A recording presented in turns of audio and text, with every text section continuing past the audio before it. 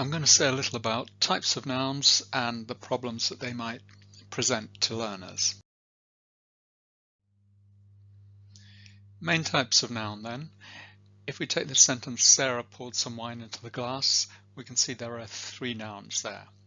And the first distinction is between proper nouns and common nouns. So Sarah, capital S, name of person, is a proper noun, but wine and glass are both common nouns. Another distinction is between count and uncountable, or count and mass. So here the glass is countable, but some wine is uncountable. And definite versus indefinite, the glass definite, some wine indefinite. Now, first major distinction, countable and uncountable nouns. So the loch, or the lake if you prefer, is full of water, so you've got loch as a countable noun and water as an uncountable noun. And you'll see that if it's countable, it needs something before it, a determiner, the, this, and if it's countable, it can be made plural, but if it's uncountable, it can't be made plural. And one simple way of thinking about the distinction is that the countable nouns have boundaries, but the uncountable nouns don't. It doesn't always work in terms of thinking about the real world, because countable versus uncountable is really a grammatical distinction. So you might say money is countable, but in real life it is, but grammatically it's not. So pounds countable, money uncountable. Then you get words like noodles and spaghetti really referring to the same thing, but noodles are countable, spaghetti is uncountable. And then you get some more abstract words which might be difficult. We might talk about a computer program, but some software uncountable. A journey, countable, travel, uncountable. Now it's possible to make uncountable nouns countable, so where beer we'd normally think of as uncountable. It's also possible to talk about beers if you think of them as separate types of beer or indeed separate glasses of beer. Conversely, a lamb can become uncountable, as in lamb that you eat. Now, in the same way that you could take an uncountable noun like beer and divide it up by saying a glass of beer, you can take other uncountable nouns and precede them with a unit noun, which will make them countable.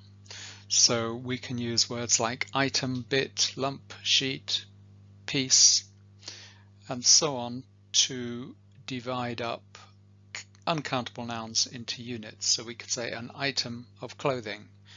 Have a look at the others and see if you can see which words match.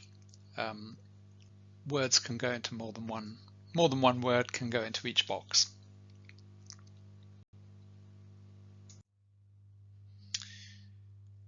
One problem for learners is agreement, subject-verb agreement.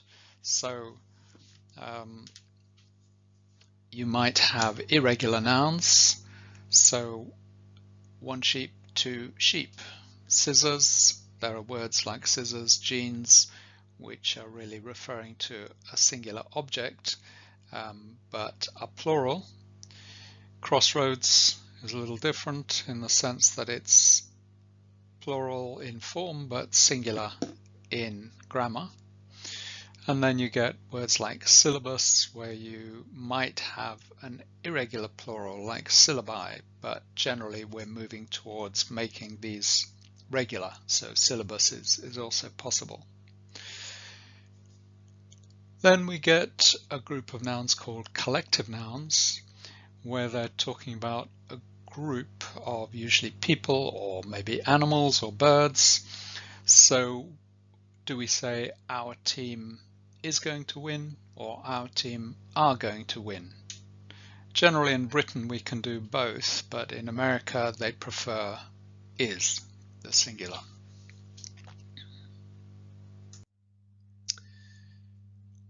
Now we're going to talk about determiners in the next video, but one important thing about noun phrase structure is that we can pre-modify the noun or post-modify the noun. So a hairy dog with big teeth. In other languages like Chinese you might say a hairy with big teeth dog, but we post-modify nouns. So the head of the noun, it's important to be able to identify the head of the noun phrase,